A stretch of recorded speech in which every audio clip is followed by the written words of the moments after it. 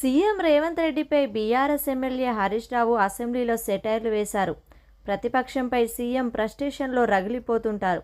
ఆయన మాటలు ఎట్లుంటాయి అంటే, పేగులు మెల్లో వేసుకుంటా, కనుగుడ్లతో గోటీలాడతా, లాగుల్లో తొండలు వదులుతా, పండబెట్టి తొక్కుతా, గోచీలు లాగుతూ ఊడగొడతా అంటూ ఆయన రాక్షస భాషలో చెలరేగిపోతుంటే సామాన్య ప్రజలు సీఎంను ఏమీ అడిగే ధైర్యం చేయలేకపోతున్నారు అని ఎద్దేవా చేశారు.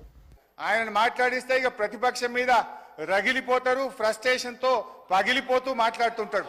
ఆయన మాటలు ఎట్లుంటాయంటే అధ్యక్ష, ఆయన మాటలు పేగులు మెడలేసుకుంటా, కనుగుడ్లతో గోటీలాడతా, లాగుల తొండలు జొర్రగొడతా, పండబెట్టి తొక్కుతా, గోసి ఊడగొడతా, లాగులు ఊడగొడతా అంటూ రాక్షస భాషలో చెలరేగిపోతుంటే పాపం సామాన్య ప్రజలు ఈ ముఖ్యమంత్రి గారిని చట్టబద్ధత ఏమైంది, 6 గ్యారెంటీలు ఏమైందని అడిగే ధైర్యం ఉంటుందా అధ్యక్ష?